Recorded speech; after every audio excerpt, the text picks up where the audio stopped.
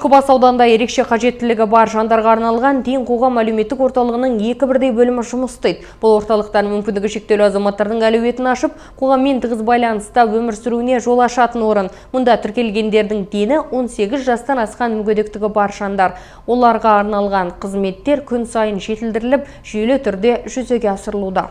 Солардың бірі жастардың иесі Мейірхан Топанбай. Ол тек кітапханашы ғана емес, 10 тілде еркін сөйлейтін кәсіби аудармашы. Орыс, түрік, грек, парсы, испан, неміс, француз, серб, поляк және армян тілдерін меңгерген. Тек тіл біліп қана қоймай, рухани бағытта да еңбек етіп келеді. Ақиқаттан аттамайық, бауырым атты алғашқы аударма кітабы жарық көріп үлгерсе, жанымның жақұты атты екінші туындысы да баспаға дайын. Мейірхан жігері мықты, білімі терең, ал арманы биік азамат. Оның табандылығы өз ортасына үлгі, қоғамға серпін. Жалпы бұл Тең қоғам деген біздің мемлекет басшысы Қасым-Жомарт Кемелұлы Тоқаевтың 2019 жылғы алғашқы жолдауларының бірінде әділетті Қазақстан орнатуға бағытталған жолдауынан бастау алды. Біздің облысымызда да ашылып жатты. Енді біздің ауданымызда 2024 жылдың 1 тамызынан бастап осы Тең қоғам құрылды. Тең қоғам деген бұл теңдік, бұл уақытты басқару, уақытыңды жақсы өткізу, жақсы адамдармен кезігу, жақсы адамдармен сұхбаттасу. Жалпы Мақтымқұлов Фраги деген түрікменнің атақты шайыр айтады ғой. Жақсылы болсаң, жақсы адам жаныңда жүреді дейді. Мен бұл Тең қоғамға келу арқылы өзім сияқты тағдырластарымды танып, біліп, солармен сұхбаттасып, солардың жан дүниесінен үңіліп, адамды көрген сайын, адамды таныған сайын өзіңді тани бастайсың. Жалпы бұл қоғам біз сияқты ерекше зәрулігі бар азаматтарға өзін қоғамға қажет екендігін сезіндіретін жақсы орын деп айта аламын.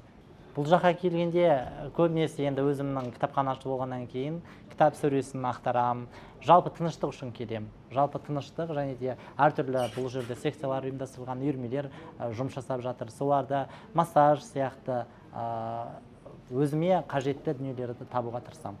Өзіңіз сияқты адамдарды таныған сайын, көрген сайын рухани өзіңді айнаға қараған сияқты боласың. Мынау Конфуцийдің, Қытайдың ұлы ойшылы Конфуций айтқан ғой, адам өз сияқты адамдардың қасында жүрсе, өзіне айнаға қараған сияқты жаңаша көзқараспен қарай бастайды деп. Өзімді тану үшін де осындай жақсы жерлерге келгенді өзім құп көрем. Адамның жан дүниесін байытатын, адамның ақыл ойын оздыртатын дүниелер көп бұл жерде. Жалпы алған кезде емдік сауықтыру кешені сияқты ғой бұл орталық. Жалпы инвакөлік мәселесінде бізде ауданда тапшылық болған бұрынырақта. Қазіргі таңда бұл тапшылықтың барлығы 2024 жылдың 1 қаңтарынан бастап бізде жақсы қызметін көрсетіп келеді. Жалпы инвакөлік деген жалпы түсінік пен сыйластықтың үндестік тапқан тұсы.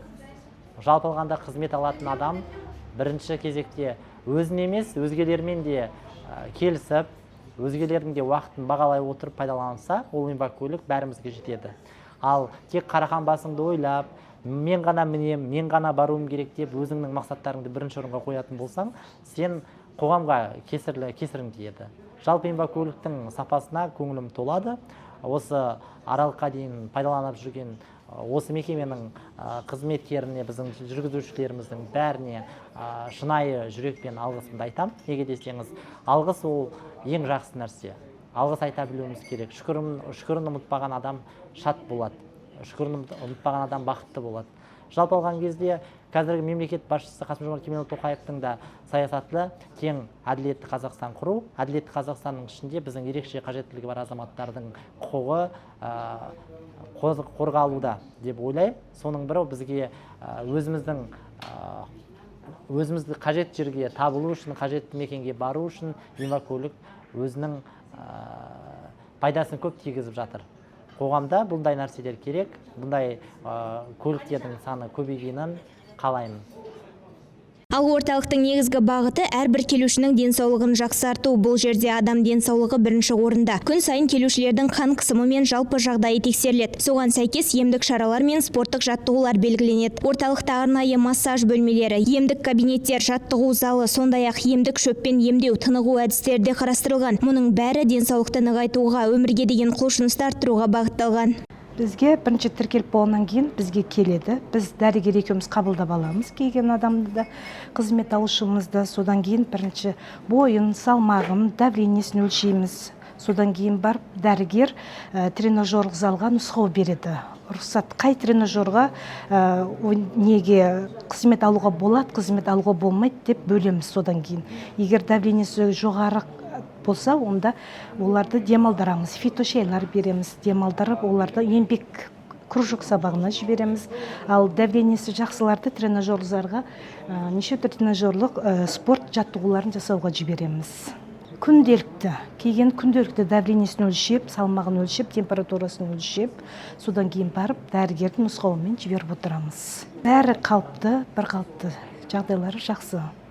Егер давлениесі, артериялық давлениесі жоғары болса, ол кісілерді қабылдамаймыз. Себебі олар жоғары давлениесі. Сол себепті жақсы давлениесі қызмет алушыларды қабылдаймыз. Бұл жерде қазір уақытта дәрігермен мен медбике осы екеуміз жұмыс жасап отырмыз. Қазір тіркелгені 200-ге жуық адам тіркелген, солардың ішінде белсенді қоғам бар және тең қоғамнан бар. Қиындықтар сол, енді оларды түсінуге болады, олардың жағдайында түсінуге болады. Олар осы жерге келіп ем аламыз деп, әрі тренажер залдарға қызмет аламыз деп келеді олар. Және денсаулығын жақсартамыз деп келеді ол кісілер. 100% болып жатыр. Денсаулығы жақсарып, қазір аяқ ауыратындар аяқтары бәрі жазылып, рахметін айтып жатыр бізге. Көп рахметін айтып жатыр. Бұл жақсы, өте керемет мекеме деп айта аламыз. Тең қоғам орталығы тек медициналық көмек беріп қана қоймай, рухани қолдау көрсететін жылылық мекені. Мұндағы мамандар әр азаматпен жеке жұмыс істеп, олардың өзін өзі табуына ықпал етеді. Әр жанның тағдыры әртүрлі болғанымен, бұл орталықта олар ортақ мақсатпен өмір сүруге деген құштарлықпен бірігеді. Наргиза Төреқұл, Арслан Қарабай, 7-7 News.